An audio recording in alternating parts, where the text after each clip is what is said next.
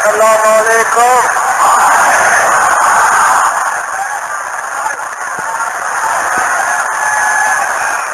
بھائیوں اور بہنوں، پاکستان حاصل کرنے کے لیے ہم نے بہت قربانی کی ہے. اللہ تعالی نے ہمیں قربانیوں نے کی بدلے آزاد کی نعمت دی ہے. ہمیں پاکستان کو قائم رکھنے کے لیے ابھی اور قربانی کرنا ہوگی. مسلمان مصیبت میں گھبرایا نہیں کرتا. ہمارے حوصلے بلند ہیں.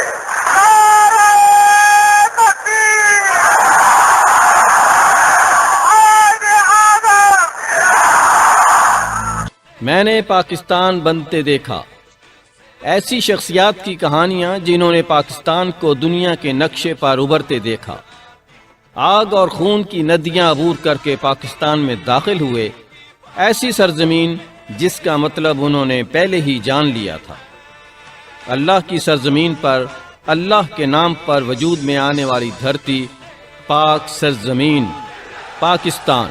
ہم نے ریکارڈ کیے ہیں ان کے انٹرویو آپ کے لیے. تو پروگرام پیش خدمت ہے میں نے پاکستان بنتے دیکھا.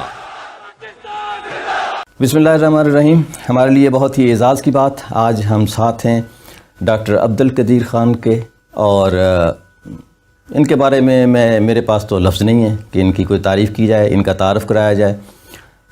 دنیا جانتی ہے، اور میں سمجھتا ہوں کہ میرے لیے خاص طور پر آج بہت ہی اعزاز کا دن ہے کہ میں ایک ایسی شخصیت کے ساتھ ہوں جن کو رول ماڈل کہا جا سکتا ہے.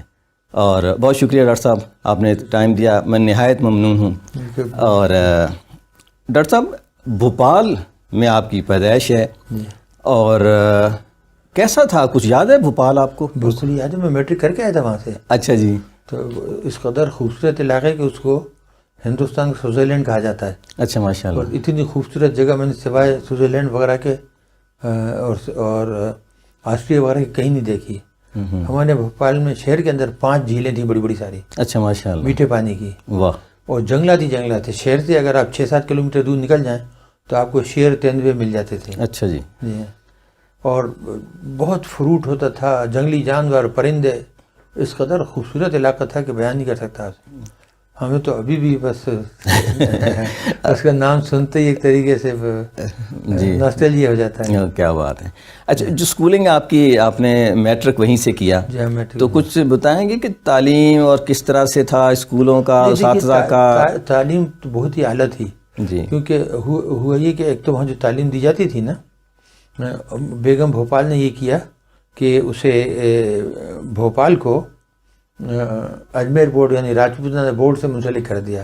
ٹھیک. تاکہ اندرونی طور پر یہ نہ ہو کہ جی سفارش سے اسے لڑکے بچے پاس ہو جائیں. اچھا، اس زمانے میں کیا، اور اب بھی بلکہ جو راجپوتانہ بورڈ ہے وہ بہت ہی سخت ہے، بہت ہی اعلیٰ درجے کا مطلب اس کا اسٹینڈرڈ. تو ہمارا تعلق اس سے تھا. ہمارا 8ویں جماعت کا جو بورڈ کا امتحان ہوتا تھا وہ 10ویں جماعت کا.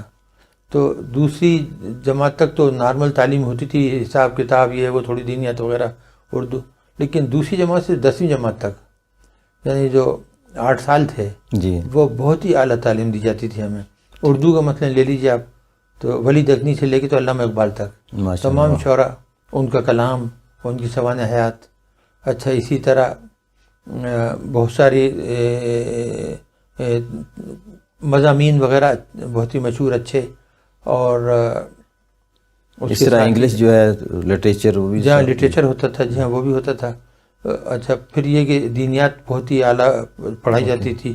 شروع سے ہی ہمیں کلام مجید میں ترجمے کے پورا پڑھایا جاتا تھا. اچھا، اس کے ساتھ ہی سیرت النبی، اور اس کے بعد تاریخ اسلام شروع سے لے کے رسول اللہ سے لے کے تو تمام یہ جتنے خلفۂ راشدین وغیرہ سب تھے وہاں تک، یہاں تک کہ ٹرکی کے سلطنت عثمانیہ تک، وہاں تک ہمیں بتایا جاتا تھا. تو یہ وہ تعلیم تھی. اسی طرح اناٹمی فزیولوجی پڑھائی جاتی تھی. جو کہ آج کل یہاں بچوں کو پڑھائی نہیں جاتی. اچھا اسی طرح ورلڈ ہسٹری پڑھائی جاتی تھی, جغرافیہ پڑھایا جاتا تھا دنیا کا, انڈین ہسٹری پوری, برٹش ہسٹری پڑھائی جاتی تھی, فارسی پڑھائی جاتی تھی.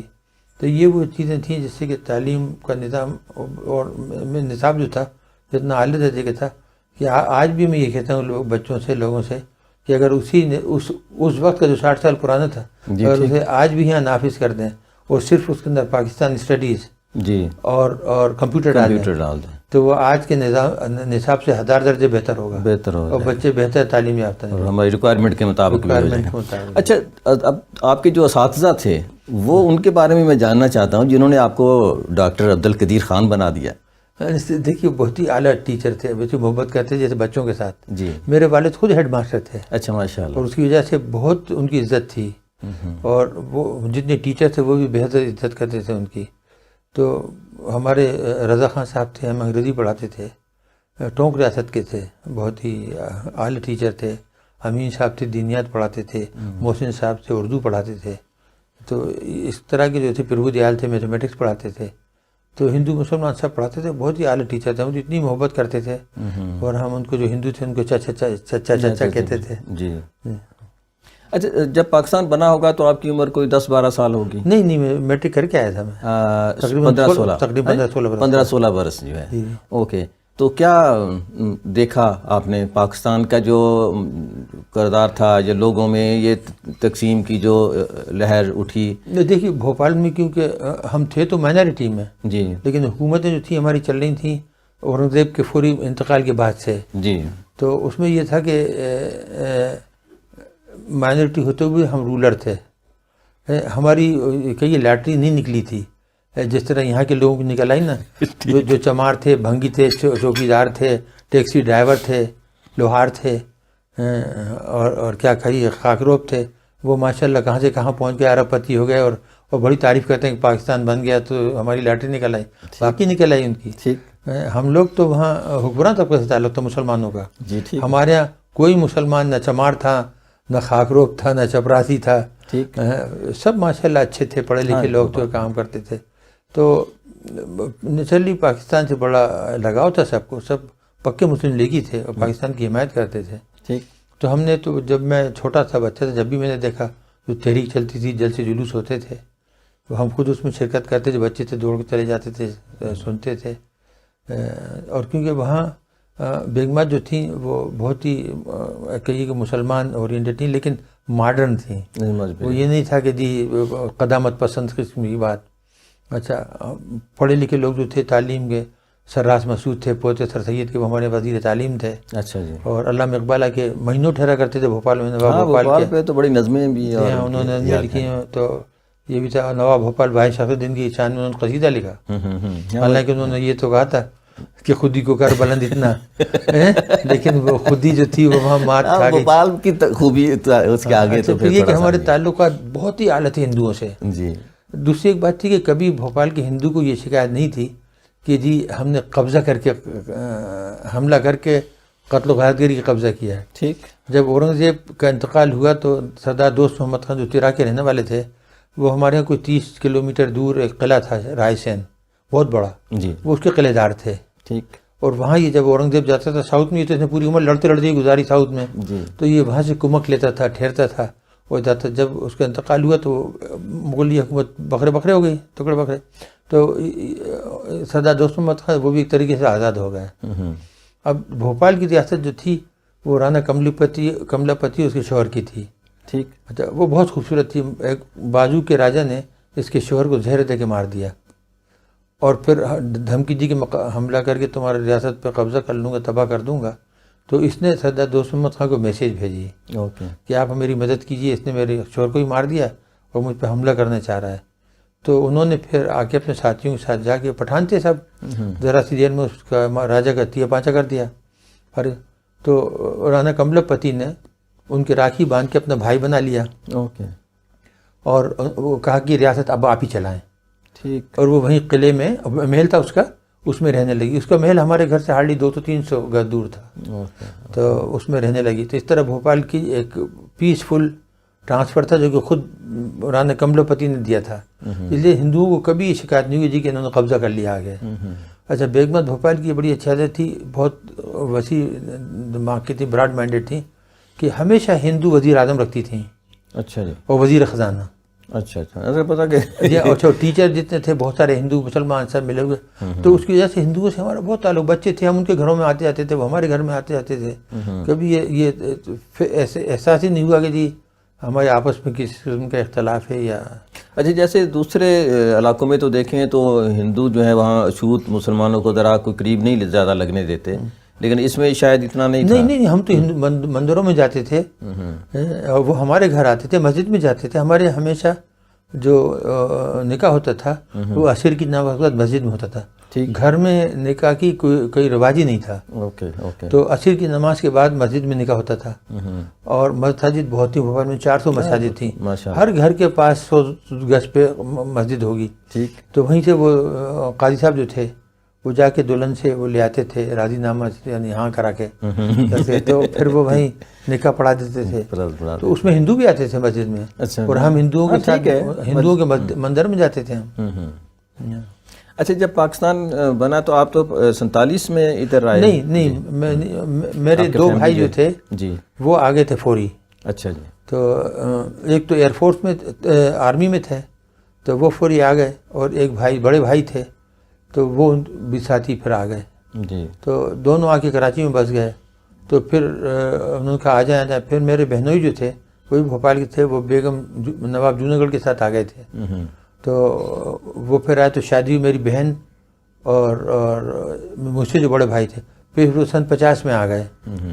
تو میرا آنے کا رہا تھا، لیکن والد صاحب نے کہا کہ نہیں میٹرک کر کے جانا ورنہ تم مجھ سے تو پھنسو گے۔ ہاں ٹھیک، تو پھر میں میٹرک کر کے 52 میں آیا۔ اچھا 52 میں جی۔ جب پاکستان بن رہا تھا تو والد صاحب کو گھر میں آ کے بات کرتے ہوں گے کہ یہ اس طرح سے بن رہا ہے، پاکستان کیوں بنایا جا رہا ہے، یا آپ کی اپنی جوان تھے آپ؟ اس وقت تو سب کی خواہش تھی کہ بنے۔ جی، دیکھیے اس وقت کسی کو یہ احساس نہیں تھا کہ یہ کیا ہوگا یا کیسا ہوگا، یہ کیسا ہوگا۔ تو اس کی جو تصویر کشی کی ہے نا ہمارے مولانا ابوالکلام آزاد نے، جی، جس کے اوپر میں نے کالم بھی لکھے پچھلے دنوں، ہاں تمام میں نے دہرا دیے، تو ان کی جو پیش گوئیاں تھیں جو سورج کاشمیری کو انہوں نے انٹرویو دیا تھا، تو اس سے سب ظاہر ہوگا کہ انہیں کیا خدشات تھے، اور وہ ہر خدشہ جو تھا وہ پورا نظر آیا، ثابت ہو گیا کہ وہ صحیح کہا تھا انہوں نے۔ اچھا، بہت سے لوگوں کو یعنی لاتعداد لوگوں نے تو بہت سراہا کہ میں نے وہ چیز حقائق، ہاں، لیکن شہر میں چونکہ ہم گھومتے پھرتے ہیں تو بہت سے لوگوں نے اس کی، بہت سے لوگوں کو اعتراض بھی ہوا، یا محسن پاکستان میں آ جاتے ہیں پاکستان کے بارے میں یہ کہہ رہے ہیں پاکستان نے تو یہ دیا اور وہ دیا۔ پاکستان نے دیا، ہاں، جو بھینس چراتے تھے وہ وزیر بن گئے، جو لوہاروں کی دکانوں میں کام کرتے تھے وہ وزیر اعظم بن گئے۔ تو اس طرح کی جو تھے، جتنے ٹیکسی ڈرائیور تھے، ان پڑھ تھے، جو ابھی بھی ہو رہا ہے، دیکھیے جعلی ڈگریوں والے، جی، تو ہندوستان میں تو یہ کبھی نہیں ہوا کہ کوئی جعلی ڈگری والا کہیں پہنچ جائے۔ صحیح بات ہے۔ تو ان کے تو مزے آ گئے نا، تو ان کو بڑا برا لگا کہ جی پاکستان بن گیا۔ پھر مجھ سے ایک صاحب نے شکایت کی، ایک چیمہ صاحب ہوتے ہیں، جی، اب چیمہ تو آپ سمجھ لیں کہ پکے پنجابی، جی بالکل، تو انہوں نے مجھے وہاں سے امریکہ سے لکھا کہ جی آپ نے یہ لکھا وہ تو پاکستان نہیں کیا، وہ کیا وہ کیا۔ میں نے کہا جی ٹھیک، اور آپ کو اگر پتہ ہوتا کہ لاہور میں کیا حالت تھی تقسیم کے وقت، تمام دکانیں ہندوؤں کی تھیں، اور جو بیچنے والے تھے سیلز مین وہ مسلمان تھے، تمام گاڑیاں ہندوؤں کی تھیں، ڈرائیور مسلمان تھے، تمام سینما ہندوؤں کی تھی، سکھوں کی تھے، وہ جو دربان تھے، گیٹ کیپر تھے وہ تھے مسلمان تھے، ٹھیک، تو اس طرح کا خاکرو مسلمان تھے، سب تھے ہوتے۔ میں نے کہا مجھے صرف ایک جواب دے دیجیے آپ سوال کا۔ تو پوچھا کیا؟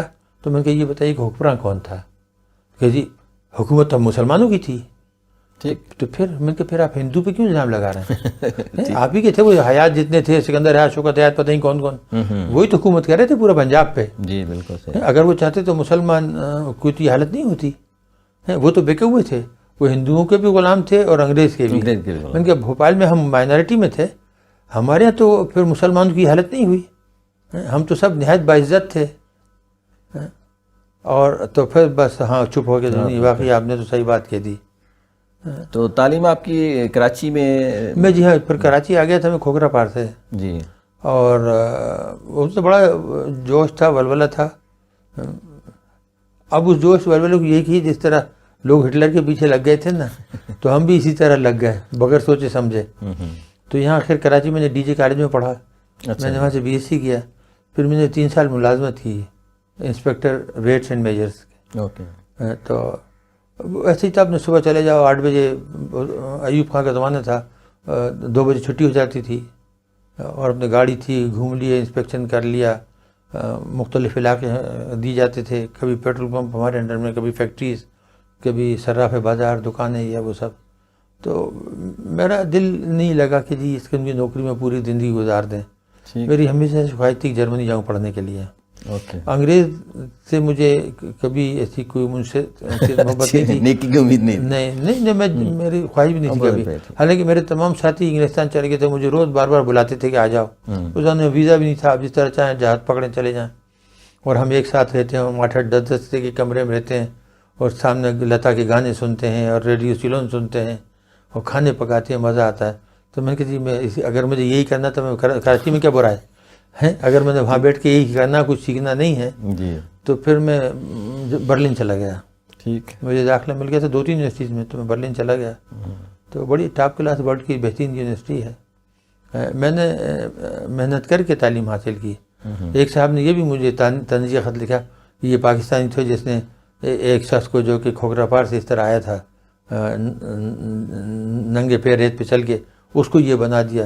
میں نے کہا جی یہ پاکستان نے نہیں بنایا, یہ میرے مقدمت تھا, میرے اللہ نے بنایا. ٹھیک. اور میں جو تھا میں نے اپنی محنت سے کیا. مجھے حکومت پاکستان نے یا پاکستان نے کوئی ایک پیسہ نہیں دیا, میں اپنی محنت سے گیا. اور میرے بھائی نے میرا کرایہ بھیجا تھا, وہ اس وقت بھوپال میں تھے جی, اور میں نے وہاں مزدوری کر کے تعلیم حاصل کی. میں نے لیا کچھ نہیں اور دے دیا سب کچھ. جی صحیح بات. اربوں ڈالر کی ٹیکنالوجی مفت دے دی. تو اور وہاں جرمنی سے آپ نے PhD وہیں سے کیا؟ نہیں, پھر جرمنی میں نے تعلیم حاصل کی. پھر اس کے بعد میں ہالینڈ چلا گیا, کیونکہ میری بیگم جو تھی وہ ہالینڈ کی تھیں. جی. تو ہماری منگنی ہو گئی تھی, تو میں ہالینڈ چلا گیا. پھر میں نے ماسٹرز کی وہاں سے ڈسٹنکشن سے, اور اس کے بعد میں نے وہاں 1 سال پروفیسر کے اسسٹنٹ کے طور پہ کام کیا. پھر بہت سے آفر تھے میرے پاس, انگلینڈ سے, امریکہ سے, وہ PhD کرنے کے. جی. لیکن مجھے بیلجیم سے ایک آفر آیا بہت اچھا, تو پھر ہم بیلجیم چلے گئے, کیونکہ یہ اپنے والدین کی اکیلی بیٹی تھیں اور وہ ہالینڈ میں رہتے تھے. تو بیلجیم ہمیں بڑا اچھا لگا کہ قریب ہے, تو 1 گھنٹے میں آنے جانا تھا ہالینڈ سے. تو پھر میں نے وہاں سے PhD کی. یہ بیگم نے آپ کو تلاش کیا تھا یا آپ نے بیگم کو تلاش؟ نہیں جی, بیگم اور ہماری ملاقات ہوئی تھی. اچھا, رشتہ دار تو فارنر ہیں غالباً. اتفاق کیا, میں ہالینڈ گیا تھا چھٹی پہ. جی ٹھیک. تو میں ایک دکان میں گیا, اور وہاں میری ہمیشہ عادت تھی کہ پوسٹ کارڈ لے کے تو اپنی بہن کو بھیجتا تھا, چھوٹی بہن کو. چھوٹی بہن سے میری بہت قربت ہے, ہم ساتھ ہی رہے ہمیشہ. بڑے بھائی وغیرہ سب چلے گئے تھے, بڑی بہن کی شادی ہو گئی تھی.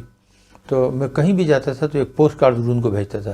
تو میں ایک دکان میں گیا جو سوینئر کی شاپ تھی, اور میں نے وہاں سے ایک پوسٹ کارڈ لیا اور میں نے کہا کہ آپ کے پاس ٹکٹ ہوگا؟ تو اس نے کہا دکاندار, نہیں میرے پاس تو ٹکٹ نہیں ہے. پھر پوچھا کہاں کہ ان کے پاس نہیں, میرے پاس تو نہیں ہے.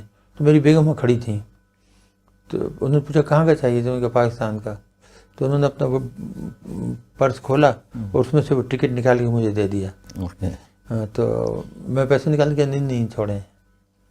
تو میں نے کہا جی ٹھیک ہے. تو پوچھا کیا کر رہا ہے, میں نے کہا میں اسٹوڈنٹ ہوں, برلن میں چھٹی پر آیا تھا. تو ٹھیک ہے. تو میں نے کہا کہ اور آپ کیا کرتے ہیں, کہ میں یہیں پڑھ رہی ہوں. میں نے کہا تو کارڈ مارڈ دے دیں, میں آپ کو خط مت لکھ دوں گا. پھر میں واپس گیا, میں نے شکریہ کا خط لکھا. بس طرح ہماری تھوڑی سی کرسپانڈنس تھی. پھر وہ برلن آئی مجھ سے ملنے, پھر ہماری منگنی ہو گئی, اور پھر ہم ہالینڈ شفٹ ہو گئے اس طریقے سے. تو ماشاءاللہ 9 مارچ کو ہمارے 50 سال شادی کو ہو جائیں گے. ماشاءاللہ, چلیں جی مبارک ہو, گولڈن جوبلی. گولڈن. بہت اچھا. یہ PhD آپ نے کہاں سے؟ بیلجیم سے. بیلجیم سے آپ نے, اور کیا ٹاپک کیا تھا اس کا آپ کا؟ یہ تھا فزیکل میٹلرجی. اچھا جی. اچھا, اس کے اندر یہ ہوتا ہے میٹلرجی, تو لوگ یہ سمجھتے ہیں جی کہ گھوڑے کی نال بنا لو, یہ شاید لوہا پگھلا لو. جی. یہ نہیں, یہ فزیکل میٹلرجی میں فزکس بہت ہوتی ہے. ٹھیک. فزکس اور میتھمیٹکس, اور یہ میٹلرجی بھی ہوتی ہے. تمام آپ کو اسٹیل وغیرہ بنانے کے طریقہ کار اور ہائی اسٹرینتھ اسٹیلس وغیرہ تمام اس کی پراپرٹیز, لیکن ساتھ میں فزکس بھی بہت پڑھائی جاتی ہے, اور کیمسٹری وغیرہ. تو وہ سب میں نے پڑھی تھی. اس کے بعد مجھے جب میں نے PhD کر لیا تو مجھے آفر آیا ہالینڈ سے ہی, ایک کمپنی جو کہ وہاں کی سب سے بڑی کمپنی, جس میں 1 لاکھ آدمی کام کرتا تھا. اور وہ دنیا کی چیزیں بناتے تھے، نیوکلیئر پلانٹ بھی اور ریلوے انجن بھی اور جہازوں کے انجن بھی، اور اس طرح کی لاتا تھا جی ٹیکسٹائل فیکٹریز بھی. تو وہاں سے آفر آیا تو وہ میں نے قبول کر لیا. وہ کنسلٹینٹ تھے نیوکلیئر پلانٹ کے جو کہ بن رہا تھا. بس یہ موسٹ سافسٹیکیٹڈ ٹیکنالوجی تھی یہ سینٹریفیوج کی، جس میں ہالینڈ، جرمنی اور انگلینڈ تینوں مل کے کر رہے تھے، اور یہ سیکریٹ ڈکلیئر کی گئی تھی، ٹاپ سیکریٹ. تو مجھے پھر انہوں نے اس کو پانگ پہ لگا دیا. تو میں نے دیکھا کہ یہ بہت ہی اہم کام ہے، اور اللہ تعالیٰ نے سمجھ بوئی تھی، میں سمجھ گیا کہ کبھی کام آئے گا. تو میں نے بہت محنت کی، اس کی ایک ایک چیز میں نے سمجھنے کی کوشش کی، سیکھی. تو نتیجہ ہوا کہ جس ٹیکنالوجی پہ 20 سال کام کیا تھا، 3 ممالک کے سائنٹسٹ انجینئر نے $2 ارب خرچ کیے تھے، اور میں 4 سال میں نے وہاں کام کیا. ماشاءاللہ وہ سب سیکھ کے اس طرح آ گیا کہ میں نے سب یہاں دوبارہ بنا دیا. کب کیسے رابطہ ہوا جب پاکستان نے یہ سوچا کہ ایٹم بم بنانا چاہیے؟ نہیں، یہاں تو گپی بیٹھے ہوئے تھے نا اٹامک کمیشن کے، وہ آرم چیئر سائنٹسٹ ہوتے ہیں نا، گپے مارنے ماہر. تو وہ بیٹھے ہوئے تھے. جو منیر احمد خان تھے وہ اپنے آپ کو ڈاکٹر کہلواتے تھے، وہ تھے صرف BSc انجینئر، وہ 9 مہینے کا ڈپلوما تھا. بھٹو صاحب انہوں نے اپنے آپ کو مشہور کیا ہوا تھا کہ میں ڈاکٹر ہوں، یہ ہوں. تو باہر سے وہ جو پلانٹ لگا تھا کینیڈا کا، کراچی میں لگا ہوا تھا، پنسٹک جو بنایا تھا وہ بھی انہوں نے امریکہ انہوں نے بنایا تھا، ریکٹر لگا گئے تھے. تو وہاں بیٹھتے تھے بڑا خوب آرام سے، باہر گئے پڑھ کے آ گئے، اور مشینیں لگی ہوئی ہیں، بٹن دبا لیا، اور بھٹو صاحب کو گولی دیتے کہ بم بنا دیں گے. تو جب 74 میں دھماکہ انڈیا نے کیا جی، تو پھر میں نے بھٹو صاحب کو خط لکھا. میں نے کہ دیکھیے کہ اگر آپ نے اس وقت کوئی میچنگ ریسپانس نہیں دی، تیاری نہیں کہ 10 سال میں یہ پاکستان ختم ہو جائے گا، اس میں کسی شک کی گنجائش ہی نہیں ہے. ٹھیک، ہندوستان آپ کو 3-5 کر دے گا. اور اب اس فوج میں سکت نہیں رہی 71 وار کی جنگ شکست کے بعد کہ یہ کھڑی بھی ہو سکے. اگر جس دن ہندوستان نے حملہ کیا نا، یہ سب بھاگتے نظر آئیں گے سمندر کی طرف. ٹھیک. تو بھٹو صاحب نے مجھے فوری بلایا، اور پھر بھٹو صاحب کو میں بتا، میں ینگ تھا، میں اس کو معجزہ کہتا ہوں کہ میں کوئی پروفیسر سلام کی طرح یا دوسروں کی طرح مشہور نہیں تھا. میں ینگ سائنٹسٹ تھا، بالکل ان نون یہاں پہ. تو لیکن میری بات میں سچائی تھی، دل سے بات نکلی تھی. بھٹو صاحب نے فوری مجھے بلا بھیجا، اور ان کے جو ملٹری سیکریٹری تھے جنرل امتیاز، وہ بہت نفیس انسان تھے. پھر میں نے آ کے ان کو سمجھایا سب اس طرح ہوگا. تو پھر ان کا اٹامک کمیشن کے لوگوں کو سمجھا دیں کہ یہ کام شروع کریں. جب میں نے کہا جی بتا دیا ان کو، چلا گیا. جب میں 1 سال بعد آیا پھر کرسمس ٹائم پہ 75 میں، تو بھٹو صاحب کہتے رہے دیکھیں کتنا کام. میں نے تو کچھ بھی کام نہیں ہوا. بالکل اسی طرح ایک ورکشاپ لگائے بیٹھے ہوئے تھے ایک صاحب اٹامک کمیشن کے، جس طرح کے گجرانوالے کی چھوٹی سی ورکشاپ ہوتی، بلکہ گجرانوالے کی ورکشاپ اس سے بہتر ہوتی ہے، 1000 درجے. تو میں نے بھٹو صاحب کو بتا دیا، بڑے ناراض ہوئے. تو مجھ سے پوچھا کہ اب آپ کیا پروگرام ہے آپ کا؟ تو میں کہا 15 جنوری کو ہم واپس جا رہے ہیں. ہم تو صرف اپنے کپڑے لے کر آئے تھے جی. اور میری 2 بیٹیاں چھوٹی تھیں، ایک 7 سال کی ایک 5 سال کی، اور بیگم میں کراچی میں میری فیملی تھی پوری. تو وہاں میں جا کے ہم ٹھہرے تھے. تو میں نے کہا واپس جا رہے ہیں ہم 15 کو. تو ایک دم بھٹو صاحب کو نہیں ڈاکٹر صاحب آپ نہ جائیں پلیز. میں نے کہا صاحب آپ کیا بات کر رہے ہیں؟ میری اعلیٰ درجے کی نوکری ہے، مجھے پروفیسرشپ کے آفر آ رہے ہیں اتنے، میری زندگی کی خواہش تھی کہ میں پروفیسر بنوں گا. اچھا. اور اب میں نے اتنا تجربہ بھی حاصل کر لیا، میری لاتعداد پبلیکیشنس ہیں انٹرنیشنل جرنلز میں، اور مجھے بڑے اچھے آفر مل رہی ہیں پروفیسرشپ کی.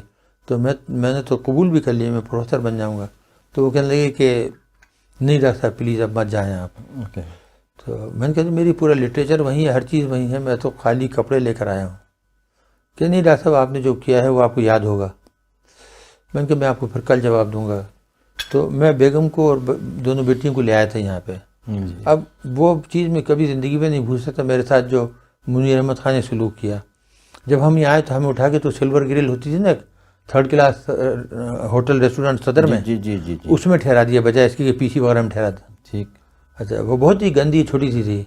جب میں نے وہاں شکایت کی تو اٹھا کے ہمیں یونیورسٹی گرانٹ کمیشن کا گیسٹ ہاؤس تھا، نہایت ہی پھٹیچر ٹوٹا پھوٹا، اس کی وہ دریاں تک پھٹی ہوئی، وہاں ٹھہرا دیا. تو خیر ہم نے کچھ نہیں کہا. میں نے کہا جب بیگم اور بچوں کو وہیں ٹھہرایا ہوا تھا. تو میں نے کہا کہ ٹھیک ہے میں آپ کو کل بتاؤں گا بیگم سے پوچھ کر. میں آیا، بیگم نے پوچھا کہ کیا ہوا. میں نے ان کو بتایا تھا، ان سے کوئی چیز پوشیدہ نہیں تھی کہ میں نے بھٹو صاحب کو یہ کہا ہوا ہے، آفر کی ہے. تو اس کا یہ خیال تھا کہ ہم وہیں سے بیٹھ کے مدد کر دیں گے. ٹھیک. تو جب میں نے ادھر ادھر کر کے بات کی جب آئے واپس تو میں پوچھا کہ کیسی ملاقات رہی، تو میں نے کہا ملاقات اچھی رہی بہت. میں نے کہا کہ عجیب سی بات کہی انہوں نے. تو کہنی کیا؟ میں نے کہا وہ کہتے ہیں کہ مت جاؤ، رک جاؤ. تو دماغ خراب ہوا ہے. تم ہماری اتنی اعلیٰ درجے کی نوکری ہے، اتنی سہولت ہیں، تم پورے یورپ میں سفر کرتے ہو، امریکہ کا سفر کرتے ہو، تم پروفیسرشپ کے آفر ہیں، اتنا برائٹ فیوچر ہے تمہارا، تو کیا ہوگا؟ تو پھر تم نے کیا کہا؟ میں کہا جی میں نے کہا نہیں، میں تو بیگم سے پوچھ کے بتاؤں گا. تو نہیں ہم یہ نہیں کر سکتے. میں کہ واپس چل رہے ہیں ہم. تو کہتی نہیں اب یہاں میری بیگم کی ذرا حب الوطنی دیکھیے. تو اس نے میرا ہاتھ پکڑ رکھا کہ بیٹھ جاؤ، sit down, let me solve it. تو پھر کہا کہ دیکھو مجھے فخر ہے دو چیزوں پہ تمہاری. ایک ہی کہ تم کبھی جھوٹ نہیں بولتے، اور دوسری کہ تم نہایت رحم دل ہو، ہر وقت ہر ایک کی مدد کرنے کو تیار رہتے ہو. مجھے یہ بتاؤ کہ اگر تم یہاں ٹھہر جاتے تو کیا تم پاکستان کی کوئی اچھی خدمت کر سکتے ہو؟ ٹھیک. میں نے کہا کہ بیگم اب آپ نے خود ہی کہا کہ میں جھوٹ نہیں بولتا، میرے علاوہ پاکستان میں کوئی شخص یہ کام نہیں کر سکتا. میں پاکستانی حیثیت کیا دنیا کا بھی کوئی شخص پاکستان کے لیے اکیلے یہ کام نہیں کر سکتا، یہ کام صرف میں کر سکتا ہوں. ٹھیک. تو اس نے کہا کہ پھر ہم رک رہے ہیں، ہم نہیں جا رہے. اس نے کہا پھر میں گھر جاتی ہوں، واہ. اپنی بچیوں کو لے کے میں جا کے اپنے والدین کو سمجھاتی ہوں کہ تم 15 سال سے باہر تھے اور اب تو ہم وہاں گئے تو مجھے پاکستان بہت پسند ہے. ہم اس میں 2-3 مرتبہ آ چکے تھے کراچی. مجھے پاکستان بہت پسند ہے، کھلی جگہ ہے، موسم اچھا ہوتا ہے، اور اس کے فیملی والے بہت اچھے ہیں. تو ہم آتے جاتے رہیں گے، سمر میں ہم آپ کے پاس گزارا کریں گے، ونٹر آپ ہمارے پاس گزارا کرنا. تو پھر وہ چلی گئیں. تو وہاں پھر مہینہ 1.5 مہینہ رہ کر تو واپس آئیں. پھر وہ والدین کو سمجھا گیا. اب ہمیں انہوں نے کیا کیا، منیر احمد خان کی بھٹو صاحب نے کہا کہ ایڈوائزر لگ جائیں کمیشن میں. انہوں نے مجھے اٹھا کے F8 میں، اس زمانے میں سب سے بیکورڈ ایریا تھا، سڑکوں پہ لائٹیں نہیں تھیں، سڑکیں ٹوٹی ہوئی تھیں، وہاں ایک گھر دے دیا کہ جی آپ یہ. اچھا کوئی فرنیچر نہیں دیا، کوئی ڈرائیور نہیں دیا، کوئی گاڑی نہیں دی.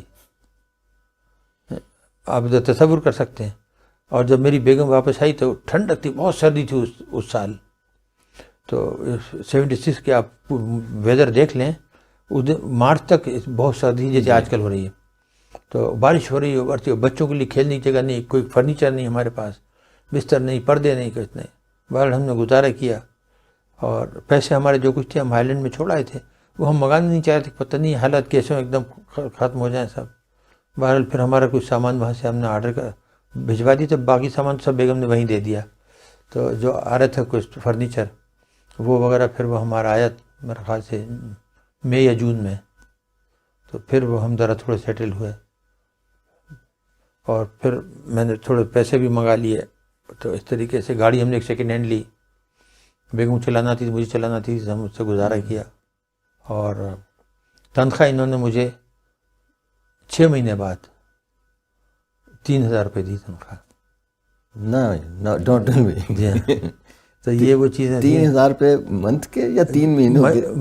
3000 منتھ کے. وہ 6 مہینے کے بعد پہلی تنخواہ دی. اور یہ وہاں تو آپ اس سے کہیں 30,000 روپے. اور گھر میں لگا تھا، گاڑی تھی، دنیا بھر کی سہولتیں، ٹریول کرتے تھے دنیا بھر. اس کا TDF ہمیں بہت ملتا تھا. بچوں کی تعلیم فری، انشورنس پوری فری سب کی، میڈیکل فری، سب کچھ تھا. بہرحال چلیں. پھر جب 6 مہینے کے بعد مجھے اس کی بھی فکر نہیں تھی، ہم گزارا کیا تھے، لیکن کام بالکل نہیں اس قدر. وہ جس طرح یہاں ہوتا ہے نا، جو آپ کو رواج ہے، جس طرح یہاں ہوتا ہے، تو وہی تھا. کوئی چیز ہلے ہی نہیں، کوئی کام کر ہی نہیں سکتے تھے آپ.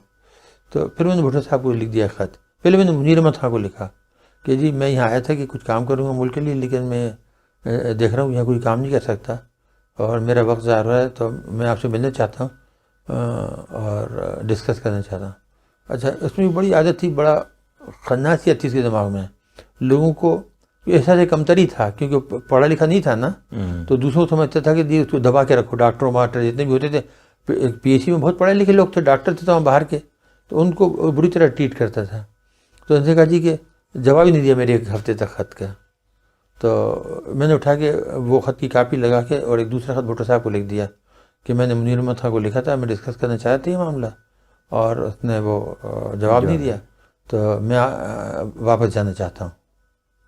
میں آیا تھا مدد کرنے کے لیے، لیکن میں کوئی مدد نہیں کر سکتا. اور انہوں نے اسی وقت بلا بھیجا مجھے. وہ یہاں سے، اور میں یہ کہہ کے تو کراچی چلا گیا، تو وہ چلے گئے لاہور، پھر انہوں نے فوری بلا بھیجا کہ میں آؤں. میں یہاں آیا اسلام آباد تو انہوں نے میسیج بھیجی جنرل امتیاز نے کہ پلیز لاہور آ جائیں. میں لاہور گیا، گورنر ہاؤس میں ہماری ملاقات ہوئی، آغا شاہی صاحب بھی تھے. میں نے سب بتا دی سب بات. تو ان کے ڈاکٹر صاحب مجھے صرف 2 دن دے دیں پلیز. میں نے کہا جی بہتر ہے، میں واپس آیا یہاں. تو اس میں دوسرے دن میٹنگ بلائی غلام اسحاق صاحب نے، آغا شاہی نے، فارن آفس میں. تو غلام اسحاق صاحب تھے، ایجنٹ غازی تھے، اور آغا شاہی صاحب تھے. تو مجھ سے پوچھا، میں نے سب بتا دیا. تو ان کا سلوشن بتائیں. میں نے کہا جی کہ یہ بحال سلوشن آپ بتائیں. تو کہنے کہ ہم آپ کو اٹارمی کمیشن کے چیئرمین بنا دیتے ہیں.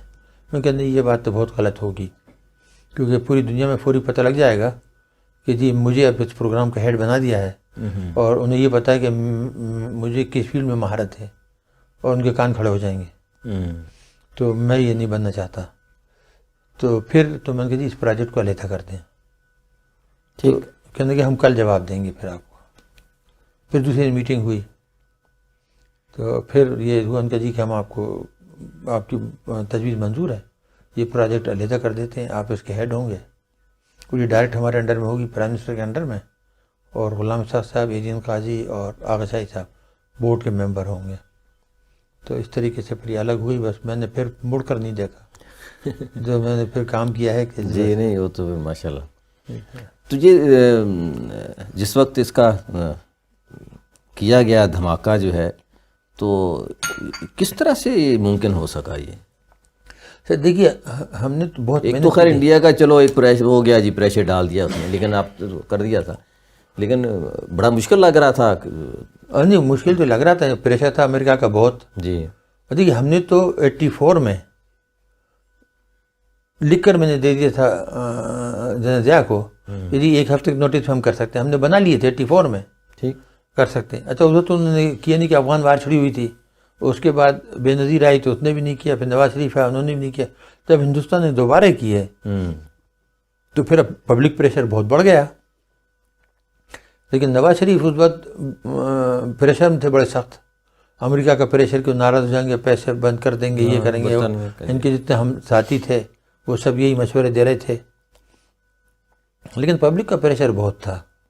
پھر ہم نے بھی کہا کہ جی ابھی آپ نے نہیں کیا تو پھر پاکستان کبھی نہیں کر سکے گا. تو پھر ہم لوگ نے بھی تھوڑا سا پریشر ڈالا تو پھر مان گئے. بعد میں آپ کا یہ پچھلا جو دور گزرا ہے مشرف صاحب والا، اور اس میں یہ کیا مسئلہ ہو گیا تھا جی؟ مطلب میں نے آپ کو سب کے لیے، کم از کم میں ذاتی طور پہ تو سمجھا کہ بہت ہی افسوسناک اور بہت سا ہوتا ہے. ہم سے ہم پہلے ہی تھوڑی ہیں، ہماری اسلامی تاریخ بھری پڑی ہے. طارق بن زیاد کے ساتھ کیا ہوا، موسیٰ بن نصیر کے ساتھ کیا ہوا، محمد بن قاسم کے ساتھ کیا ہوا، قتیبہ بن مسلم کے ساتھ کیا ہوا. تو یہ تو ہماری اسلامی تاریخ بھری پڑی ہے. تو آپ بے فکر نہ اسے. تو جس نے بھی احسان کیا، جو حضرت علی کا قول ہے نا کہ جس نے احسان کیا بس پھر جس کے اوپر احسان کیا اس کے شر سے بچو، اس سے شر سے بچو. تو کچھ لوگ بچ جاتے ہیں، ہم اس شر سے نہیں بچ سکے. ہم نے تو پوری جان اپنی پورے خاندان کی قربان کر دیا. ایک پائی نہیں لی. جو تنخواہ جو تھی سب کی وہی لی. مجھے زیادہ تنخواہ دے رہے تھے، میں نے وہ بھی نہیں لی. میں نے کہا جی کہ میں سب کے ساتھ دیتا ہوں تاکہ سب کو احساس رہے کہ میں انہی میں سے ہوں، ان سے اوپر نہیں ہوں. جو میرا گریڈ تھا وہی میں نے ان کو گریڈ دیا سب کو.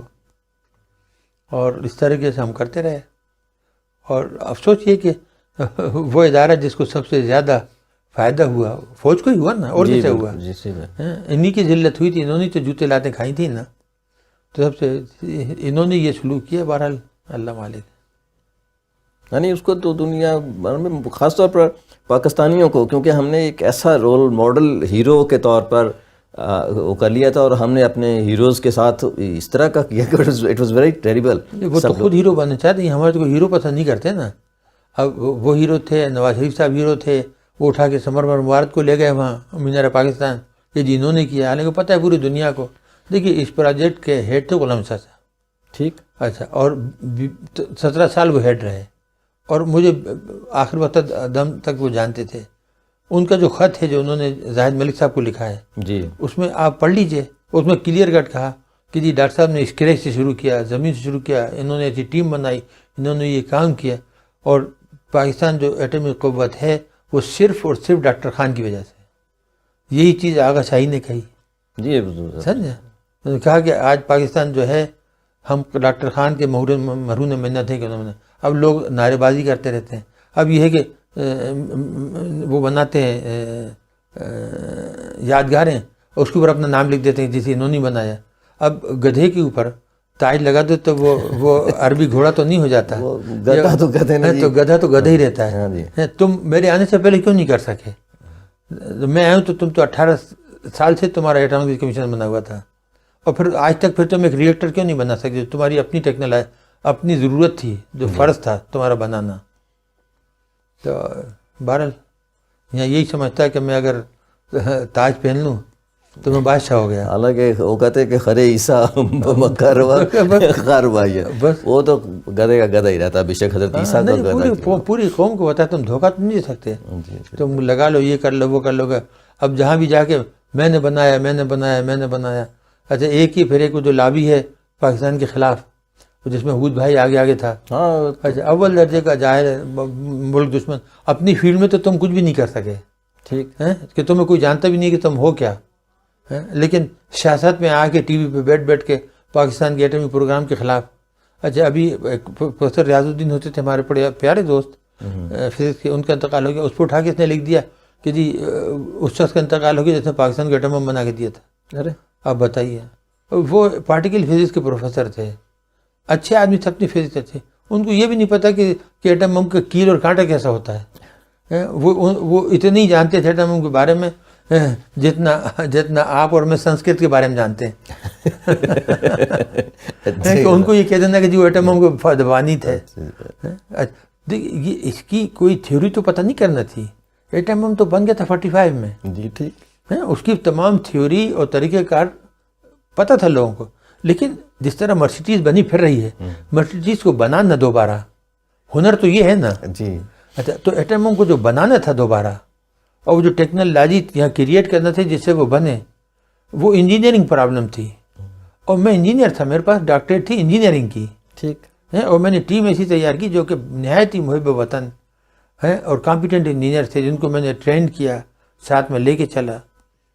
تو یہ کہنا جی انہوں نے بنایا. تمہارے کہنے سے ہوتا کیا ہے؟ تم مر جاؤ گے تو کوئی پھول پھینکنا تو الگ ہی، کوئی پیشاب بھی نہیں کرنے آ گیا تمہاری قبر پر. اچھا یہ فرمائیں اتنی کمٹمنٹ کیسے آتی ہے جی انسان کے، جو آپ نے جیسے کیا اور اتنا کام آدمی کیسے، مطلب ون مین شو جیسے ہم کہتے ہیں کہ ہو سکتا ہے؟ Musharraf how is it possible? دیکھیے مشرف نے کہا تھا جو تقریر کی جب میں ریٹائر ہوا 2001 میں، تو اس نے ایوان صدر میں فنکشن کیا بہت بڑا، اور اس کے اندر تمام ایئر فورس، نیوی اور آرمی کے تمام سینئر افسران، تمام وزیر، تمام بیوروکریٹ سب دنیا بھر کے تھے. اور وہاں اس نے تقریر کی. وہ تقریر آپ دیکھ لیجیے، ایک صفحے کی ہے. ٹھیک ہے، آپ پڑھ کے دیکھ لیں کہ جی ہم اس طرح تھے، آسمان کی طرف دیکھ رہے تھے، ہندوستان نے ہمیں توڑ دیا تھا، ہم آسمان کی طرف بھیک مانگ رہے تھے اور اللہ تعالیٰ نے ہماری فریاد سنی اور ایک ایسا آدمی بھیجا، ایک دیو ہیکل آدمی بھیجا جس نے تنہا پاکستان کو نیوکلیر پاور نے تنہا اس نے لکھا ہے، بنا دیا. اس نے وہ مثال قائم کی جو آج تک نہیں ہے. اس کو 2 مرتبہ نشان امتیاز ملا جو کہ جس کا یہ بےحد مستحق تھا. اس نے گولڈن نام لکھا جائے گا اس کا تاریخ میں. یہ سب باتیں لکھی. تو پھر اب یہ ہے، دیکھیے میں آپ کو بتاؤں کہ جو یہاں چیز آج کل جس ایک طریقے سے ان کا ہے وہ یہ ہے کہ ہمارے یہاں مذہب کو بالکل اگنور کر دیا ہے. اچھا حضرت علی نے فرمایا تھا نا کہ لاتعداد انٹیلیجنٹ لوگ اپنا مستقبل اس لیے خراب کر لیتے ہیں، ضائع کر دیتے ہیں کہ وہ مذہب کو نظر انداز کر دیتے ہیں. اچھا ہمارے یہاں مذہب سے بڑی انسیت رہی ہے. ہم گھر میں ہمارے یہاں وہ نہیں ہے قدامت پرستی، ہم سب روشن خیال ہیں. لیکن اللہ تعالیٰ کا شکر ہے کہ ہم سب پورا گھر ہمارے 5 وقت کے نمازی ہیں. میں 8 نمازیں پڑھتا ہوں روز. میں اشراق بھی پڑھتا ہوں، میں چاشت بھی پڑھتا ہوں، میں تہجد بھی پڑھتا ہوں، میں کلام مجید کی تلاوت بھی کرتا ہوں صبح کم از کم 45 منٹ. ماشاءاللہ. سمجھا؟ تو یہ چیزیں ہیں ہمیں اس کے لیے خاندان سے آتی ہیں سب چیزیں. تو اب یہ ہے کہ اس سے آپ کا ایمان بڑا پختہ ہو جاتا ہے. ٹھیک ہے، آپ نے پھر وہ کام کرتے ہیں جو کرنا ہوتا ہے نا. پھر اللہ تعالیٰ آپ کو ہدایت بھی دیتا ہے دماغ. اب قاضی صاحب آتے تو میرے بڑے پیارے دوست تھے، قاضی حسین احمد، وہ کہتے جی آپ کے کالم میں بڑا ذکر ہوتا ہے مذہبی باتوں کا، لیکن پھر آپ ایسا کریں نا کہ ہمارے ساتھ شامل ہو جائیں. ان کے دیکھیے قاضی صاحب آپ کے ساتھ ہم نے شامل نہیں ہونا، کیونکہ آپ نے اسلام چھوڑ کے اسلام آباد کا رخ کیا ہوا ہے. اچھا. اور دوسری یہ کہ آپ کی داڑھی جو ہے وہ باہر ہے، ہماری داڑھی اندر ہے. رسول پاک صلی اللہ علیہ وسلم نے فرمایا التقویٰ ہاں ہونا. ہاں تو میں نے کہا کہ ہماری داڑھی اندر ہے. ہم سب ماشاءاللہ مطلب میری بہن بھائی سب ہم سب 5 وقت کے نمازی، کبھی تصور ہی نہیں کہہ سکتے ہم نے پڑھا، تلاوت سب کرتے ہیں اسی طرح، اور والدین بھی ایسے ہی تھے. تو ہمارا ایمان بہت ہی پختہ ہے. اب لوگ یہ کہتے ہیں جی اس سے موت ہو جائے گی، باہر نکلنے کا خطرہ. میں نے کہا کہ یا تو تمہارا ایمان پختہ ہے یا تم پھر بے ایمان ہو. تو اگر تم یہ سوچنے لگو کہ جی میں بلٹ پروف میں بیٹھ کے جاؤں گا تو بچ جاؤں گا، صحیح بات ہے، تو اس کے معنی تمہارا ایمان نہیں ہے، تم کفر کے نزدیک ہو. کیونکہ اللہ تعالیٰ نے فرما دیا کہ تمہاری موت کا وقت اور جگہ میں نے مقرر کر دی ہے، اس کو کوئی پلے برابر نہیں ہلا سکتا. یہ سورہ آل عمران میں، سورہ مائدہ میں، ہر جگہ لاتا دی جگہ پورے کرام نے فرمایا. تو جب یہ ہے تو پھر کیا. اور پھر یہ کہ اس نے فرما دیا کہ جی سورہ تغابن میں کہ ما اصاب میں مصیبت الا باذن اللہ، کہ میری مرضی کے بغیر تمہارا کوئی بال بھی نہیں کرتا. پھر سورہ توبہ میں فرمایا لن یصیبنا الا ما کتب اللہ لنا، تو اس میں بھی فرما دی کہ میں جو کچھ کتاب میں لکھا ہے اس کے خلاف کچھ نہیں ہوگا.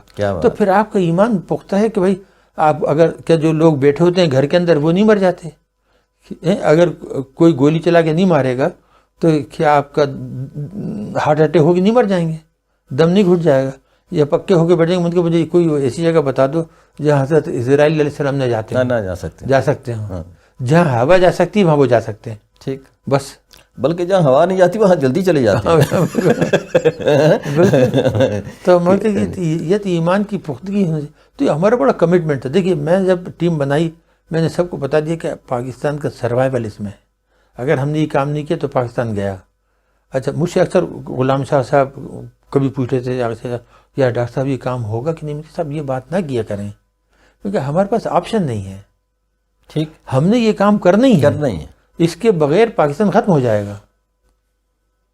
وہ خط پڑھنے کا ہے ان کا، غلام شاہ صاحب کا پڑھی ہے نا. میں نے کالموں میں بھی لکھا ہے، وہ جو پتہ دیجیے میں آپ کو بھیج دوں گا اس کی کاپی. جی میں ضرور. یہ جو میں چاہ رہا تھا پوچھنا اصل میں کہ کیا چیز ہے جو نئی نسل کو آپ کی طرح کی کوئی کمٹمنٹ مل جائے؟ کیا مطلب ایک فیصلہ کر لیں پھر اس پہ لگے رہیں؟ یہ کیا کس طرح سے جو ہے وہ ہم آئندہ کچھ لوگ تیار ہو سکیں، فیوچر جو ہے؟ یہ چیزیں آتی ہیں لیڈران سے. ٹھیک، اچھا ہمارے لیڈران جب میں آیا تو بہت باہر چلا گیا تھا، بہت 15 سال بعد آیا. اچھا اس وقت تو پھر بھی حالت بہتر تھی. اچھا میں جب آیا بھٹو صاحب سے ملا تو حالانکہ تو الزام لگا جاتا کہ پاکستان توڑا یہ توڑا، لیکن میں نے مجھے بےحد محب وطن پایا. ٹھیک ہے، وہ ان کو فکر ہوئی تھی کہ پاکستان کو نقصان پہنچے گا اور پاکستان بچانا ہے، تو میں نے ہمیشہ انہیں پاکستان کے لیے بےحد محب وطن. غلام شاہ صاحب سے بڑھ کے میں نے شاید ہی کوئی شخص محب وطن ہو. صحیح بات ہے. اتنے کانفیڈنٹ ہے وہ، یعنی میں ان کے والد کی طرح عزت کرتا تھا اور وہ مجھے بیٹے کی طرح جتنی محبت کرتے تھے. ٹھیک، وہ اسی لگن سے میں نے جی اے کے انسٹیٹیوٹ بنایا. میں نے اس کا نام رکھا ان کا نام پہ.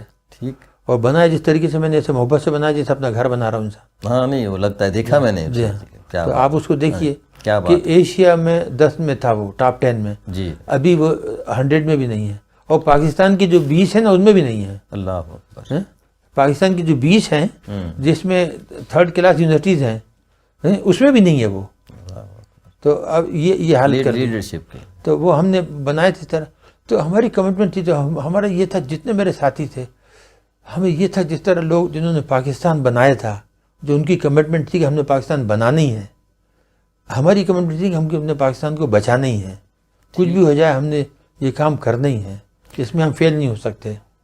بنانے والوں کے حوالے سے اگر بات کریں تو جیسے قائد اعظم سے محمد علی جناح، آپ کیا سمجھتے ہیں کہ ان کی لیڈرشپ کے حوالے سے یا جو نہیں دیکھیے ان کی لیڈرشپ، انٹیلیجنس اور قیادت پہ تو کوئی شک ہی نہیں ہو سکتا. یعنی ان جیسا شاید ہی کوئی دوسرا شخص پاکستان میں اس کے ہمارے یہاں تو کوئی پیدا ہی نہیں ہو سکتا.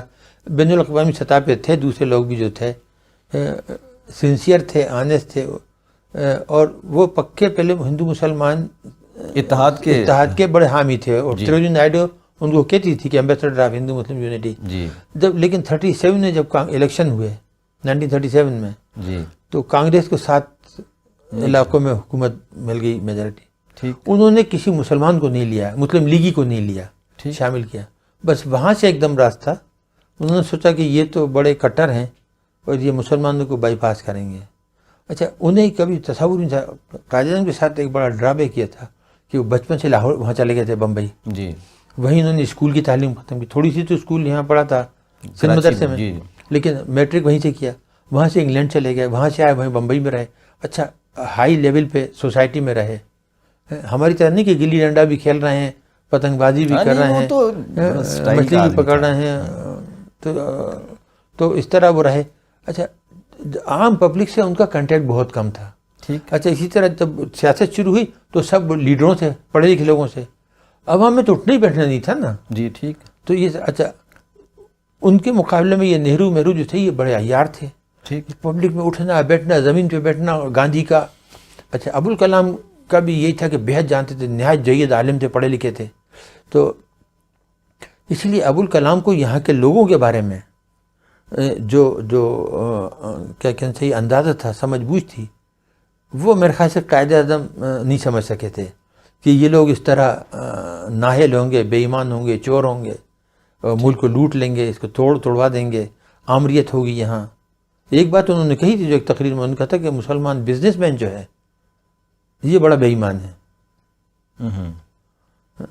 صاحب کہا انہوں نے ایک تقریر میں. جی ٹھیک. اچھا، وہ تو اپنی جگہ رہا، وہ تو ہے ہی، لیکن حکمران جتنے نااہل ہوئے ان کو ذرا بھی شک نہیں تھا کہ جی اس طرح کے نااہل ہو جائیں گے.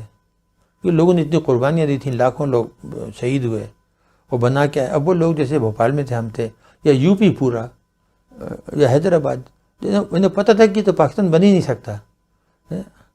سب نے سب چیز تباہ اپنی برباد کر دی، تباہ کر دی، قربان کر دی اور پاکستان بننے کے لیے. اور ایک دم ون ڈے 14 اگست کو پتہ لگا کہ جی ہمارا تو پاکستان سے کوئی تعلق ہی نہیں ہے. ہم بہت سارے ایسے ہم تو مارے گئے. بجلی گری ان پہ جب قائد اعظم نے کہا 14 تاریخ کو تقریر کر کے کہ جی اب ہندوستان پاکستان بن گیا، اب جو ہندوستان میں ہیں وہ ہندوستان کے وفادار شہری رہیں. بہت سے تو بیچارے بے ہوش ہو گئے. ہم نے اس لیے محنت کی تھی اللہ کہ آپ نے یہی کہنا تھا کہ تم ہندوستان کے رہو، تو پھر ہم ہندوستان پہلے ہی رہتے، ہم نے کیوں اتنی اپنے آپ کو دشمن بنایا. اچھا، ہندوستان مسلمانوں کے ساتھ ہندو مسلمان جھگڑے مگڑے تھے، لیکن آپ دیکھیے پورا پنجاب مسلمانوں کے پاس تھا، پورا بنگال مسلمانوں کے پاس تھا، فرنٹیئر مسلمانوں کے پاس تھا، بلوچستان مسلمانوں کے پاس تھا، سندھ مسلمانوں کے پاس تھا. اچھا، اور آسام مسلمانوں کے پاس تھا. تمام مسلمان ریاستیں تھیں، حیدرآباد، بھوپال، ٹونک، رامپور، بھاولپور، سب ریاستیں. تو مسلمانوں کی طاقت بہت تھی. اچھا، اس وقت تھوڑا سا کمپٹیشن تو تھا، لیکن ہندو ہمیں دشمن نہیں سمجھتا تھا اتنا. وہاں بھی تھوڑے وہ تھے انتہا پسند، ہمارے یہاں بھی تھے. اب کہ ہمارے یہاں فرشتے بیٹھے ہوئے ہیں، تو وہاں بھی تھے. لیکن وہ یہ نہیں کہہ سکتا تھا کہ مسلمان کو وائپ آؤٹ کر دو، ان کو مٹا دیں گے. لیکن جب پاکستان بن گیا تو ایک سائیکی بیٹھ گئی کہ جتنے مسلمان تھے یہ غدار تھے، انہوں نے پاکستان کا ساتھ دے کے ہندوستان کو توڑ دیا. وہاں سے یہ دشمنی پیدا ہوئی. ٹھیک ہے. کیا قائد اعظم جو ہیں جن کو سیکولر بھی پورٹری کیا جاتا ہے، کچھ لوگ کہتے ہیں کہ نہیں وہ ایک بیلنس اسٹیٹ بنانا چاہتے تھے، اور ان کا نعرہ یہ تھا کہ ہم جو اصول ہیں وہ قرآن پاک کے اصول کو یہاں نافذ کریں گے. آپ کیا سمجھتے ہیں کہ قائد اعظم کیسی ریاست بنانا چاہتے تھے؟ دیکھیے، قائد اعظم کا تو مقصد تھا کہ اسلامی فلاحی مملکت. ٹھیک. اس کے معنی کہ ہر ایک کے ساتھ برابر سلوک ہو، جو ہمارے اسلامی روایت ہیں، مذہب میں بھی ہے کہ مذہب کی بنیاد پر کسی کے ساتھ ڈسکریمنیشن نہ کیا جائے. ٹھیک. یہی تھا نا. جی. اچھا، مساوی تمام، غریب کی پرورش اور تعلیم اور یہ وہ ہر چیز ان کا وہی تھا جو جیسا کہ آپ سمجھ لیے حضرت عمر کے زمانے میں، حضرت عمر بن عبدالعزیز کے زمانے میں. ان کا نظریہ تھا کہ ہم مسلمان اس طرح رہیں کہ ایک مثال بن جائیں کہ جی لوگ ہمیں دیکھ کر سمجھیں کہ بھائی یہ اچھی قوم ہے اور پھر ہماری تقلید کریں. لیکن یہاں جہاں جھوٹے ہوں، جہاں ٹی وی پہ آ کر جھوٹ بولیں، جو جھوٹی ڈگریاں لے کر آئیں، صاف ظاہر ہے کہ یہ وہ پاکستان تو نہیں، یہ پاکستان نہیں، یہ تو نہیں بنا ہے جو نا، قائد اعظم بنانا چاہتے تھے یا دوسرے نہیں. اور اب اگر کوئی بات سچ کہہ دے، جیسے میں نے ابوالکلام کی بات کہہ دی تو انہیں بڑا برا لگا. میں نے تو اس لیے کہا، اس میں نے لکھ بھی دیا کہ میں نے اس لیے نہیں کہا کہ ابوالکلام کا کوئی میں حامی ہوں. وہ ایک عالم تھا، مفسر قرآن تھا، اس کی تفسیر جو ہے آج بھی بہترین مانی جاتی ہے. اس کی عقل و فہم کا کوئی مد مقابل نہیں تھا. لیکن بات یہ ہے کہ اس نے جو پیش گوئیاں کی تھی، میں نے ان کی طرف توجہ دلائی کہ اس نے جو کچھ بھی پیش گوئیاں کی تھی آج تک اس میں سے ایک بھی غلط ثابت نہیں ہوئی ہے. ٹھیک. لیکن جو آگے کی ہے اس کے لیے وارننگ دے رہا ہوں میں آپ کو کہ اس نے یہ بھی کہا ہے آگے کہ مغربی پاکستان بھی ٹوٹے گا. ٹھیک. اس کے لیے میں وارن کر رہا ہوں کہ اس کو بچاؤ. لیکن جو حرکتیں جتنی آپ کر رہے ہو، ہاں جیسے میں نے آپ سے بات کی تھی تو ہم بات کریں گے کہ میں نے پاکستان بنتے دیکھا، میں نے آپ نے کہا تھا نا کہ میں نے اس کو ٹوٹتے بھی دیکھا، تو اللہ نہ کرے جی میں نے اس کو برباد ہوتے بھی دیکھا ہے. جب میں آیا تھا پاکستان اتنا نفیس تھا، کراچی میں پرامن صاف ستھرا، اور ہم لوگ ادھر رہتے تھے چاگی واڑے کے قریب. مکرانی اتنے خوش مزاج، اتنے ہیومرس ہوتے تھے، اور کھانے اچھے. رات کو تو 12 بجے تک 2 بجے تک گھومتے پھریں، نہ کبھی کوئی قتل و غارت گری، نہ کوئی بچیوں کی کوئی پرابلم. لڑکیاں گھومتی رہتی تھیں کالج میں، اسکول میں، سب. اور یہ سلسلہ ختم نہیں ہوا، یہ چلتا ہی رہا تھا. بہت کراچی پھر بھی بہت اچھا تھا. لیکن یہ جو شروع ہو گئے اب ساری صورتحال تو اب آگے کے پاکستان اب تو ایسا ہے کہ کوئی گھر سے نکلتا ہے تو پتہ نہیں چلتا کہ واپس بھی آئے گا کہ نہیں آئے گا. اچھا، مسائل تو سر ہم سارے تقریباً جانتے ہیں، کیا کچھ کیا جائے اس کا مستقبل آپ کیسے دیکھتے ہیں؟ Is it too late? اور نہیں، ٹو لیٹ تو کبھی بھی نہیں ہوتا. رات زخم بڑھتے چلے جائے آپ ہاتھ کاٹ دیں. جی کاٹ ہی دیتے ہیں نا جی. چوروکنے کو ٹانگ میں زخم ہو جائے گا، ٹھیک نہیں ہوتا تو ٹانگ کاٹ دیتے ہیں. تو یہ جب تک کہ اگر حکمراں کی نیت صحیح نہ ہو اور حکمراں اچھے نہ ہوں اور قابل نہ ہوں تو یہ سلسلہ جائے گا، ورث ہوتا جائے گا. پھر وہ جو ابوالکلام کی پیش گوئی ہے نا، وہ کہیں خدا نخواستہ پوری نہ ہو جائے. ابھی ہر شخص جو ہے وہ خود غرضی میں لگا ہوا ہے، اچھا نااہلی میں لگا ہوا ہے. جو آتا ہے وہ لوٹ مار میں آپس میں مل کے، اور مل کے سب کھا رہے ہیں، ان میں کوئی بچا ہوا نہیں ہے. ایک جو چھوڑ کے جاتا ہے وہ بھی ارب پتی، جو آتا ہے وہ بھی ارب پتی بن جاتا ہے. اس عرصے میں جب وہ جاتا ہے تو پھر وہ ارب پتی. تو آپ دیکھیں کہ وہ باری چل رہی ہے. 88 سے جب سے ضیاء الحق کا انتقال ہوا تو جب سے باری چل رہی ہے نا، اور تو کوئی نہیں آیا نا. جی. کتنے سال ہو گئے؟ 2 اور 22-25 سال ہو گئے. کتنے سال ہو گئے؟ جی. تو 25 سال سے وہی باری چل رہی ہے بس. ہاں، تو 25 سال میں تو تباہ ہو گیا نا ملک پورا. اس وقت تو اتنا نہیں تھا. ٹھیک ہے، وہ دہشت گردی جو بھی کہہ لیجیے آپ ضیاء الحق کے زمانے میں، لیکن یہ تو نہیں تھا جو آج کل ہو رہا ہے. جی. بے روزگاری تو اتنی نہیں تھی. جی بالکل. اچھا، یہ فرمائیں کچھ آخر میں آپ کیا کہنا چاہیں گے اس نوجوانوں کو جن کے ہاتھ میں ہمارا پاکستان آئے گا کل، کہ کس طرح سے اس کو خوبصورت، خوشحال، اچھا بنایا جا سکتا ہے؟ کیا کریں وہ؟ دیکھیے، بڑا مشکل ہے کہ میں نوجوانوں کو دھوکہ دوں اور میں کہوں کہ جی ہر چیز ٹھیک ہے. نہیں، ہر چیز ٹھیک نہیں ہے. ہر چیز ٹھیک ہے. کیا وہ ٹھیک کر سکتے ہیں؟ اچھا، اب بیچارے جو محنت کر کے جاتے ہیں، باہر پڑھ کے آتے ہیں، اور ان سے کہیں جی کہ واپس آ جاؤ، یہاں ان کو نوکری نہیں ملتی، مارے پھرتے ہیں، کہاں نوکری ملے گی بیچاروں کو. تو یہ حکومت کا کام ہے کہ ایسے حالات پیدا کرے کہ جی ان کو سہولتیں ملنے، کام کریں. کل یہی حکومت میں ہوں گے نا جی. میں نے اپنا فرض ادا کر دیا اور ضرورت سے زیادہ ہی کر دیا. وہ جو ہے افتخار عارف کا، بھائی جو قرض بھی نہیں تھے نا ہم نے وہ بھی چکا دیے. ٹھیک. لیکن یہ کہ آپ نوجوانوں کو آپ کچھ امید بھی تو دیں. آپ وہ بھی تو دکھائیں کہ سرنگ کے اینڈ پہ روشنی ہے. یہ بھی تو بتائیں کہ بادلوں میں کہیں سلور لائننگ بھی ہے. آپ تو ان کا مستقبل بالکل ایسا تاریخ شو کر رہے ہیں کہ بد سے بدتر ہوتا چلا جا رہا ہے. آپ نے ڈھیل دی ہوئی ہے فرقہ پرستی کو، اس کو آپ ڈر کے مارے ہاتھ نہیں لگاتے مصلحت کے تحت. آپ اس کو ختم کریں، ڈیل کریں اسے پراپرلی. انڈسٹری کی طرف کوئی دھیان نہیں دیتے. چیزیں سب بیچ رہے ہیں، بیچ کے یہ جو پیسہ آئے گا، کوئی بھی آئے، خواہ وہ پی آئی اے بیچیں یا اسٹیل مل بیچیں، یہ پیسہ آپ کو نظر ہی نہیں آئے گا. عوام تک اس کی ایک پائی بھی نہیں پہنچے گی. ٹھیک. یہ کھا جائیں گے خود ہی. اچھا، ابھی آیا پہلے وہ بیگن نظیر انکم سپورٹ فنڈ تھا، اس میں 250-300 ارب روپے غائب ہو گئے.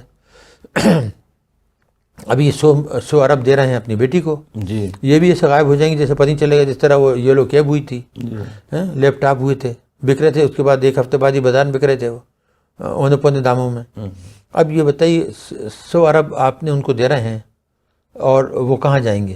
اس سے تو بہتر ہے کہ جو پیسہ یہ ہے یا کہیں اور لگا رہے ہیں، آپ گیس پائپ لائن ڈال دیں ایران تک، کیونکہ ایران کے اب معاہدہ ہو گیا ہے جی یورپ سے بھی اور امریکہ سے بھی، سینکشن اس پہ سے ہٹنی ہے، ابھی نہیں تو 3 مہینے بعد، نہیں تو 6 مہینے بعد یہ سینکشن ہٹنے ہی ہے۔ ٹھیک، اچھا، تو آپ اپنی طرف سے تو لائن وہاں تک لے جائیں تاکہ کل کو جو سینکشن ہٹیں ہاں ساتھ ہی آپ اسی وقت 2 ہفتے میں 3 ہفتے میں اس کو جوڑ دیں، تاکہ ہماری یہ جو انرجی کا بحران ہے یہ ختم ہو۔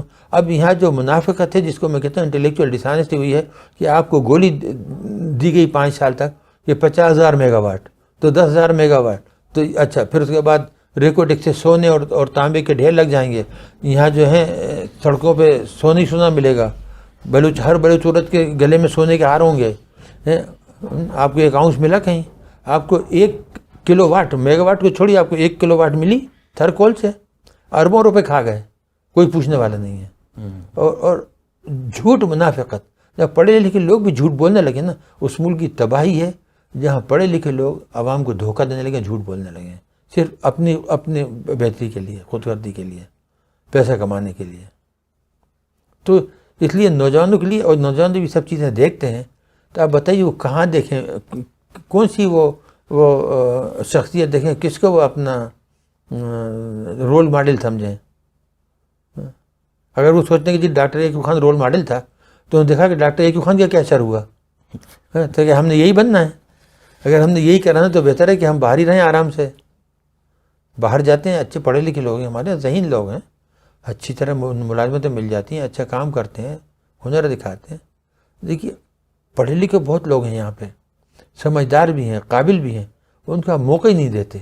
یہاں لنڈا بازار کا بی اے جو ہے وہی آپ کا سیکرٹری بنے گا، جو پبلک سروس کمیشن سے آئے گا، جس کی آپ نے حالت دیکھی ہے، کس طرح کے پیپرز ہوتے ہیں، کتنی قابلیت کے لوگ آتے ہیں، وہی آپ کو سیکرٹری بنے گا ایجوکیشن کا، وہی بنے گا سائنس اینڈ ٹیکنالوجی کا، وہی بنے گا ایگریکلچر کا، وہی بنے گا ہیلتھ کا۔ ٹھیک، تو اس طریقے سے کہیں ملک ترقی کر سکتا ہے۔ اب اس وقت جو وزراء کی ماشاءاللہ بھیڑ لگی ہوئی ہے، آپ اس میں مجھے ایک بتا دیں کہ کون سا قابل ہے جو کام دیا گیا ہے وہ مہارت سے کر رہا ہے یا کر لے گا۔ لیکن کہیں سے تو ہمیں شروع کرنا پڑے گا نا جی، تاکہ مایوس تو نہیں ہونا چاہیے۔ دیکھیے بہت ہی اچھا چانس تھا فوجیوں کو، مثلاً جب ایوب آئے انہوں نے اچھا کام کیا، شروع میں بہت انڈسٹری انہوں نے لگائی ٹھیک، اور ملک کو بڑی ترقی دی، لیکن جیسے وہ 65 کی وار شروع ہوئی اور اس کے بعد حالات بگڑے بہت تیزی سے، خاندان والے ان کے حصہ لینے لگے بزنس میں، اور یہ وہ، اس سے تمام ریپوٹیشن خراب ہو گیا اور ان کی حالت خراب ہو گئی۔ ضیاء الحق 11 سال بیٹھے۔ اچھا اب دیکھیے کہ 11 سال میں اگر ایک ڈکٹیٹر ہوتا تو بہت کام کر سکتا ہے، جی صحیح بات، کوئی انگلی نہیں اٹھا کوئی سکتا۔ اٹھانے والا نہیں ہوتا۔ اچھا کالا باغ ڈیم بنا دیتے، مجال کوئی انگلی اٹھا لیتا۔ اگر تم صحافیوں کو اور اسٹوڈنٹ کو اور لیڈروں کو بنا کے چارپائی پہ باندھ کے کوڑے لگا سکتے ہو، ڈنڈے، ہاں تو کالا باغ تو سیاست نہ کوئی کر سکتا، مجال تھی کسی کی؟ صحیح بات ہے۔ تو آپ بناتے، ایوب خان نے بھی تو بنایا تھا، اگر ایوب خان تربیلا اور منگلا نہیں بنا کے جاتے تو آج آپ بھوکے مر رہے ہوتے۔ صحیح بات، اس طرح یہ بیٹھا رہا کتنے سال، 9 سال جی مشرف سیاہ سفید کا مالک تھا، لیکن اس نے بھی چمچے جمع کر لیے، نااہل لوگ، لوٹ مار کرنے والے، خود بھی ارب پتی ہو گئے۔ اب ایک بتاؤ، تم ایک سیکرٹری کی تنخواہ تمہاری آرمی چیف کی، اب تمہارے پاس 62 کروڑ کے کیسے ایسٹس آ گئے؟ تم بھی میری طرح ہی مہاجر تھے، تم مجھ سے کم پڑھے لکھے تھے، تم نے کوئی باہری ملازمت نہیں کی، جو میں 15 سال ملازمت کر کے آیا تھا، اعلیٰ بتاتے، تو میرے پاس تو نہیں ہے۔ تم 62 کروڑ کی بات کر رہے ہو، میرے پاس تو 2 کروڑ بھی نہیں ہے، میں تو اخبار میں کالم لکھ کے اور اپنی پینشن پہ گزارا کرتا ہوں۔ تو یہ کہاں سے آ گئے؟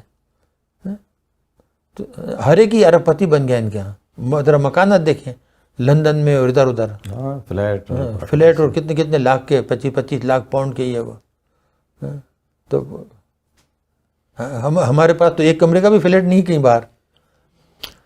آخری 2 منٹ اگر آپ کے پاس ہوں تو آپ کیا کہنا چاہیں گے؟ میں یہ کہوں گا کہ دیکھیے جو بھی خاص طور سے نوجوان طبقہ ہے اس سے تو میں ریکویسٹ کروں گا کہ پڑھیں، خوب دل لگا کے پڑھیں، سیاست کی طرف دھیان نہ دیں، اور اگر کسی وقت انہیں یہ خیال آتا ہے کہ وہ ملک کی خدمت کر سکتے ہیں تو یہ پرواہ نہ کریں کہ کون بیٹھا ہے اور کون بدماش ہے اور کون لٹیرا ہے، وہ اس سے نہ ہچکچائیں۔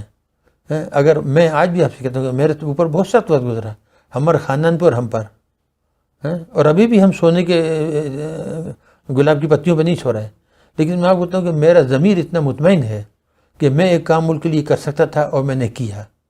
میں اگر نہ کرتا اور وہاں جو اپنی عیاشی کرتا رہتا، آرام کی زندگی، اور پروفیسر ہوتا اور ریٹائر ہوتا، مجھے زندگی بھر یہ دکھ رہتا کہ میں یہ کام پاکستان کے لیے کر سکتا ہوں، میں نے نہیں کیا۔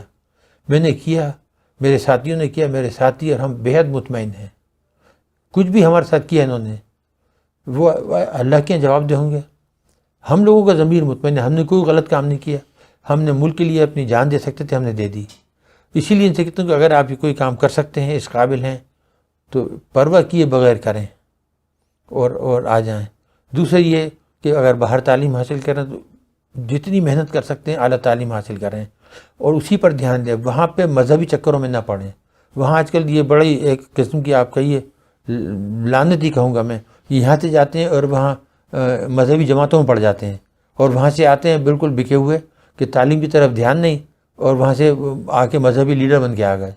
اس کی طرف چھوڑ دیں۔ اگر میں یہ کام کرتا ہوتا تو میں شاید سوئی بھی نہیں بنا سکتا تھا۔ ٹھیک، تو یہ بات ہے۔ اور مذہبی لیڈروں سے میری درخواست ہے کہ خدا کے لیے فرقہ پرستی چھوڑو، ان کو اپنے آرام سے رہنے دو، ایک اللہ، ایک رسول، ایک قرآن، اس پہ عمل کرو۔ یہ جو فرقہ پرستی کی اس نے تباہ کر دیا، ہمیں ناسور بن گیا ملک کے اندر۔ اس سے جان چھوڑائیں۔ اسلام آباد کی طرف رخ نہ کریں، اسلام کی طرف دیکھیں، فلاحی کام کریں۔ یہ بڑا اچھا جملہ جی آپ نے۔ واہ، تو عوام کی فلاح بہبود کے لیے کام کریں۔ ٹھیک، یہی میری درخواست ہے، اور اللہ تعالیٰ پاکستان کا مستقبل صحیح رکھے، اس کو صحیح سلامت رکھے۔ بڑی قربانیاں دی ہیں سب نے۔ دیکھیں ہم تو بھوپال سے تھے، ہماری قربانی نہیں تھی، ہم تو آگے تھے۔ ہمارے یہاں کوئی لوٹا ماری نہیں، ہمارے یہاں البتہ ٹرینیں آتی تھیں لاشوں سے بھری ہوئی۔ بھوپال کی چاروں طرف ہندو ریاستیں تھیں، وہاں جب فسادات ہوئے تو لاشیں بھری ہوئی آتی تھیں مسلمانوں کی لاشوں سے، وہ بھوپال آنا چاہتے تھے، ہندو علاقے تھے سب، تو وہاں پہ بارڈر پہ اتار کے ان کی اجتماعی تجہیز تزوین کی جاتی تھی اور ٹرین دھوئی جاتی تھی، پھر وہ شہر میں آتی تھی کہ مسلمان مشتعل نہ ہو جائیں، لڑائی جھگڑا نہ کریں۔ لیکن ہمارے پاس سب ہندو تھے، آس پاس شمال مغرب ایسٹ ویسٹ سب ہندو تھے۔ تو نواب بھوپال نے کہا تھا کہ اگر آپ نے جھگڑا فساد کیا تو پھر یہاں کوئی مسلمان نہیں بچے گا۔ تو یہی تھا۔ اسی طرح میری درخواست ہے کہ جو لوگوں نے قربانیاں دی ہیں، جو مشرقی پاکستان میں، خاص طور سے مشرقی پنجاب میں جس طرح شہادتیں ہوئی ہیں اور جو لاکھوں لوگوں نے قربانیاں دی ہیں، وہ رائے گا نہ جائیں، اس کو مد نظر رکھیں۔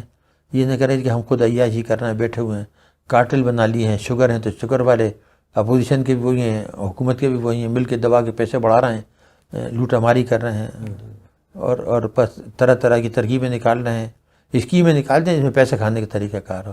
عوام تو کچھ نہیں بولتا۔ دیکھیے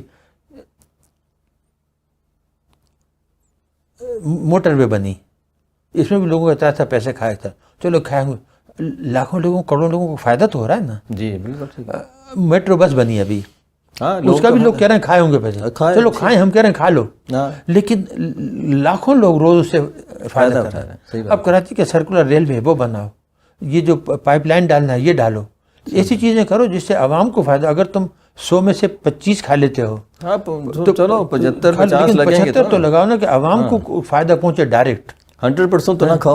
اب اگر تم یہ کہہ رہے ہو کہ 10 لاکھ 15 لاکھ لوگوں کو عوام کو دے دیے کہ جی وہ اس لون، یہ تو ایک پیسہ بھی ان کو فائدہ ہی نہیں ہوگا، یہ تو کہیں نظر نہیں آئے گا، یہ تو تم فقیر بنا رہے انہیں، ان کو تم پہلے دے رہے وہ کھا جائیں گے، اور اس کے بعد نہ کوئی ضمانت والے کو پکڑ سکتے تم، نہ کسی کو لگتا ہے۔ جو لوگ اربوں کھا گئے ہیں ان کو تو تم پکڑ نہیں سکے، جو بینکوں سے لے کے اور انہوں نے معاف کرا لیے، تو یہ جو بیچارے 10-15 لاکھ والے ہیں ان کی کوڑ پکڑے گی انہیں۔ تو یہ بات ہے بس کہ خدا کے لیے عوام کا خیال کریں، اللہ کے پاس انہیں حاضر ہونا ہے۔